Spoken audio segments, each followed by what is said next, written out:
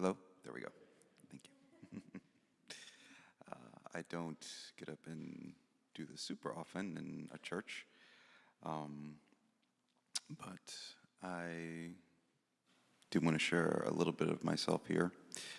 A little bit about me. I've been a part of Rainbow Table for going on 6 months. If anyone has any questions, feel free to ask me after. But I would like to share this really, really deep part of myself with you all. A little bit of my history, my experience as a queer man. For many years, I never knew my queerness to be sacred. Being honest, it was always a burden. The constant bombardment of angry hetero older brothers pressuring me to like women. The torment of, are you gay? You a fag? Only cemented with societal pressures of peers in their young ignorance of, that's gross, you're weird. Why do you like girl books? That haunted my mind, my spirit, myself, for almost 2.5 decades. I spent the first quarter of my life trying to conform to this wretched existence, this wretched form of existence. Its very nature eroding my very soul, my existence, my sacred nature, breaking me into 1,000 little pieces and then leaving nothing but the shattered glass, daggers and blades of reflection upon the desolate floor of my being, my mind, my spirit. I never could fit the pieces back into that frame. I did try, again and again, under the ignorant pretext of no one will like you, I'll hate you, you will be disowned from this family. So what is one to do?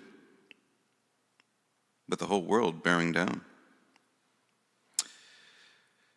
Only at that moment, really, in one's young, ignorant mind, does survival in a simulation matter, having to accept the state of living death and then living through it, until a rupture of anger finally bursts out.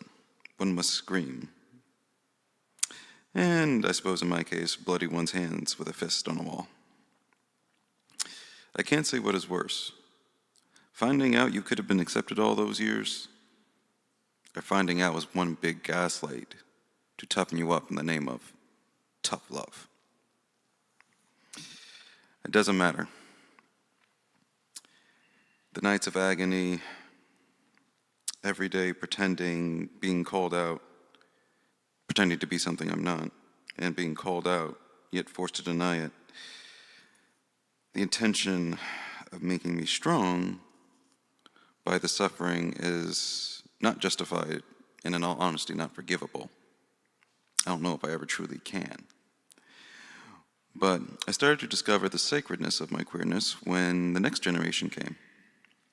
Family learned through me that to be more open, accepting, and not to have assumptions.